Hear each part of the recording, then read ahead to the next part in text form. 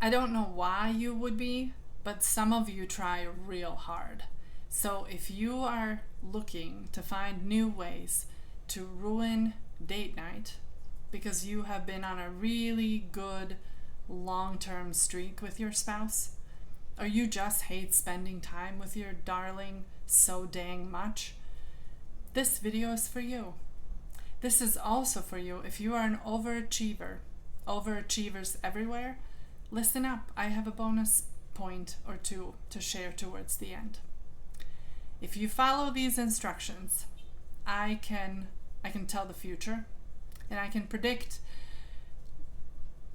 that your date, your spouse, will likely abstain from date nights going forward. Like maybe even forever. Life will just be easier. No need to find a sitter, research the best locale for a nice meal, or, spend any money on that marriage that would be so much better spent elsewhere. So, here goes. How to ruin date night. Step number 1. Keep your fingers and your eyes glued to your phone. Better yet, bring your laptop with and say you need to get some work done. Finish something real quick. Your phone, though, keep your fingers on it the entire time. If you wanted to take it to the next level, you might even say the following phrase if you'd like. If someone calls from work, I am not going to get it. Don't worry. And when someone does call from work or otherwise, of course, pick it up and stay at your table without excusing yourself, and have the entire conversation right then and there. All 20 minutes of it. Make sure that everyone in the restaurant can hear you. Are you taking notes? Because we're on to number 2. How to ruin date night. Step number 2. This is 4 super simple words. Make everything about you. Talk about your job. Talk about your stress. Share everything that happened today at the office to you. Give them all the details about that bad deal of a phone call you had that took half of your morning. Tell them how terribly you slept. Talk about the awful traffic you encountered every single day this week. Tell them how much you hate the fact that you don't ever have time together. Are you following along? Make everything about you. 3rd step. This one might be my favorite. When you're on a date with your husband or with your wife, don't actually ask them a thing. In fact, if at all possible, talk with such precision and speed that even if they wanted to, there is no possible way that they can get a word in to respond to something that you said to begin with. Come in with a list of things that you want to talk about. Make sure the topics on your list are all negative, and only talk about the things that interest you.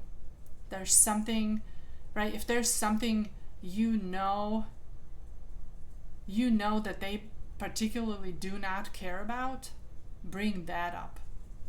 In fact, spend all of the time that you're eating your main course on that subject. Better yet, ask them something, but then either answer for them or change the subject immediately to leave them no time to respond, or cut them off as soon as they start actually answering, or last but not least, say never mind, followed by promptly changing the subject to something that you know is their least favorite subject ever. That's 3. Are you loving this so far? All right. On to number 4. How to ruin date night, guaranteed. Pick a fight in public. Don't overthink it. wherever you are, find something to fight about. You can pick anything. The thing that happened last night, or the stuff that, you were reminded of the other day that happened 7.5 years ago. It doesn't really matter. Just do it. Make a scene. Be loud. Be obnoxious. Make sure that everyone can hear everything you are saying. And stress the point about you not being able to believe that you are doing this right now and here. And of course, then storm out of there. Make sure you manage to tip over a chair on your way out, and leave your spouse at the mercy of an Uber driver or a walk home. Better still, don't forget that part. That part's important. And when your spouse manages to get home, yell at them the following 6 words. I can't believe you did that. All right, number 5 of how to ruin date night guaranteed. Show absolutely no respect. Stroll in, 20 minutes late. Be on the phone when you do. This is for you, again, overachievers who want to combine 2 steps in one. It works every time. Don't offer an apology. We don't do apologies. Bring in your work folders and spread those out across the table. Dragging the kids in, right? Because as it turns out, the sitter thought he or she was supposed to come an hour later, or you never actually remembered to get one in the first place. Alternately, blame them, either the sitter or your spouse or both, even though you know it's your fault because you put down the time on the text message for the wrong time. Accidentally, as they, may have happened, it is still not your fault. Now, where are all my overachievers? Here's the bonus point. This might actually be my very favorite. Be overly nice to the waiting staff. You know what I mean, right? Flirt a little or a lot. Offer them a ride home. Smile from ear to ear every time they come by. Or even if they don't and you're just looking at them across the dining area. Ask them about their day. That's a good one. Talk to them about their hopes and dreams for the future. See where they are spending the next holiday and what they plan on doing. Ask them what makes their day the best, and then do it. Be overly helpful. This is really good. See if there's something that you can help with. When they come over and talk about an unkind customer a couple tables over, offer your expertise, help them out. And top it all off with inviting them to your next family or holiday meal. All right, that's all I got. That's all it takes. You're welcome. Did you take good notes? 5 steps is all it takes. You can always just go back, I guess, and play the video from the start, to finish if you need to go back to any of the steps or the points. You don't even always have to do all 5. A couple 3 will probably be plenty. But for the ultimate experience, use all 5.